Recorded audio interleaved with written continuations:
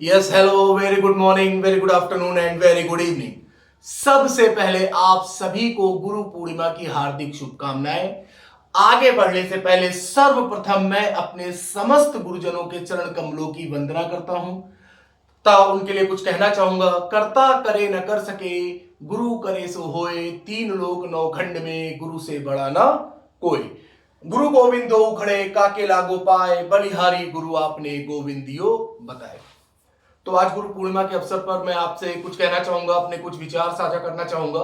मैं बामुश्किल मैं आपके 5 से 7 मिनट लूंगा, इससे ज्यादा नहीं लूंगा। और जैसे हम लोगों की रोज रेगुलर क्लास चलती है वैसे चलती रहेगी।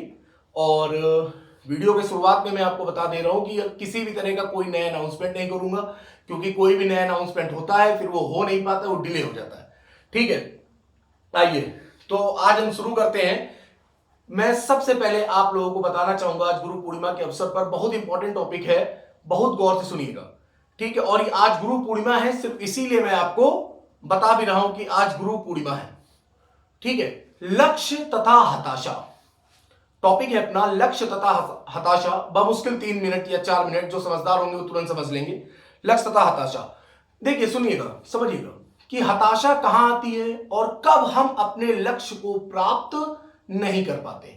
गुरु पूर्णिमा, गुरु पूर्णिमा अर्थात गुरु और शिष्य, जिस संबंध में वात्सल्यता नहीं होती, वात्सल्यता आप समझते होंगे, वात्सल्यता जहां पर माता पिता जैसा प्रेम नहीं होता, जब हमारे गुरु और शिष्य के बीच में वात्सल्यता नहीं है, वहां पर हताशा जन्म लेती है। जिस संबंध में वात्सल्यता है वहां पर हताशा कभी आ ही नहीं सकती। ठीक है, हताशा अर्थात हताशा क्या हुई? हताशा एक ऐसी झूठी प्रतिस्पर्धा है। सुनिएगा, बहुत गौर से सुनिएगा।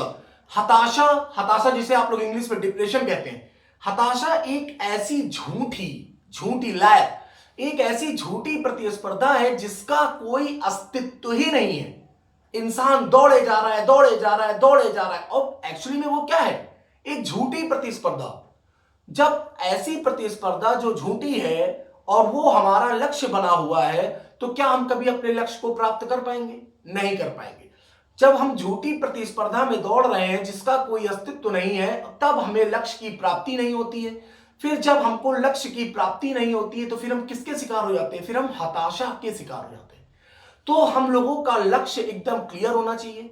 ठीक है, गुरु और शिष्य के बीच में या माता पिता या भाई बहन या दोस्ती, किसी भी तरह का अगर संबंध है तो उसमें वात्सल्यता का होना नितांत आवश्यक है। अगर वहां पर वात्सल्यता है, वात्सल्यता माता पिता जैसा प्रेम अगर वहां पर है, तो हमेशा हम अपने संबंध में सफल होंगे और हमेशा जो भी लक्ष्य होगा हमारा, उसमें हम लोग क्या होंगे? सफल होंगे। जैसे मैं हूं, मेरा एक लक्ष्य है और मैं और मेरे लक्ष्य के बीच में वात्सल्यता है, तो मैं जरूर अपने लक्ष्य को प्राप्त करूंगा। समझ पाए? Very good. अब देखिए, नेक्स्ट चीज मैं आपसे एक चीज शेयर करना चाहूंगा। जैसे हर एक इंसान का अपना लक्ष्य होता है, किसी का इतना लक्ष्य होता है, किसी का इतना लक्ष्य होता है, किसी का इतना लक्ष्य होता है, किसी का होता ही नहीं। जिसका नहीं होता है वो खुश नहीं है, जो खुश नहीं है बस वही सेटिस्फाई नहीं है, बस वही दौड़े जा रहा है, दौड़े जा रहा है, दौड़े जा रहा है। ठीक है, तो जैसे जब मैं पढ़ा तो बहुत दिन से रहा हूं, लेकिन 2014 से मैंने पढ़ाना शुरू किया। 2014 से मैंने कंपटीशन पढ़ाना शुरू किया।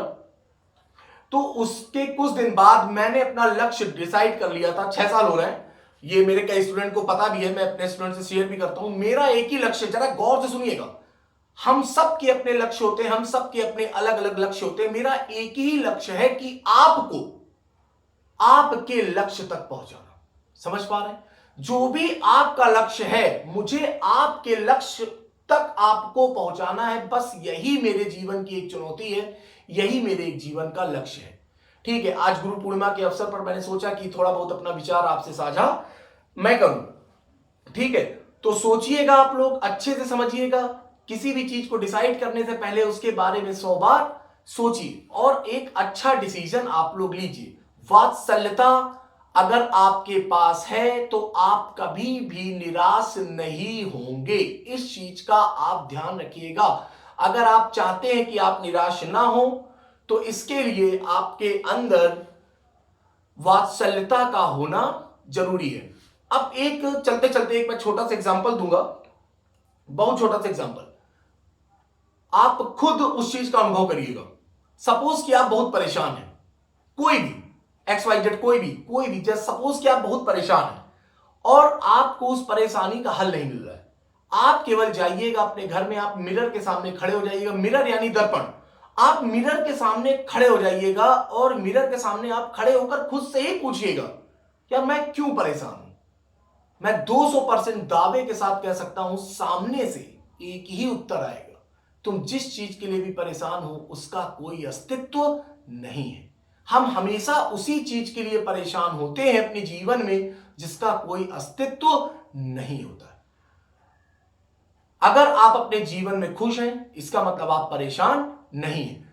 तो हमें अपना लक्ष्य एक निर्धारित कर लेना चाहिए और हमें उसी लक्ष्य की ओर आगे बढ़ना चाहिए। तो आप सभी को एक बार फिर से गुरु पूर्णिमा की ढेर सारी शुभकामनाएं एवं मंगल कामनाएं, और तथा मैं अपने समस्त गुरुजनों को सत सत नमन करता हूं। और एक बात और बहुत अच्छी बात, जीवन के किसी भी पड़ाव में आप कहीं भी दुविधा में फंसे हो, जैसे आपके साथ 12th तक, ग्रेजुएशन तक तो गुरु आपके साथ ही हैं, अगर उसके बाद आप कभी किसी समस्या में फंसते हैं तो आप केवल सच्चे मन से, सच्चे हृदय से एक बार आप अपने गुरु का ध्यान कर लीजिएगा, केवल ध्यान मात्र कर लीजिएगा, केवल उनका स्मरण कर लीजिएगा। आपकी परेशानी, आपकी दुविधा अपने आप ही समाप्त हो जाएगी। गुरु में इतनी पावर, इतनी शक्ति होती है, केवल आप गुरु का ध्यान कर लीजिएगा। ठीक है, फिर मिलते हैं हम लोग कल अपनी क्लास में। मेरे सभी students 10th class, 11th class, 12th class, मेरे सारे कंपटीशन SSC के, टेट के, सुपर टेट के, NDA के सभी स्टूडेंट्स को, आप सभी को गुरु पूर्णिमा की हार्दिक शुभकामनाएं एवं मंगल कामनाएं। मिलते हैं हम लोग कल रोज की तरह अपनी रेगुलर क्लास में। आपका बहुत बहुत धन्यवाद। Thank you.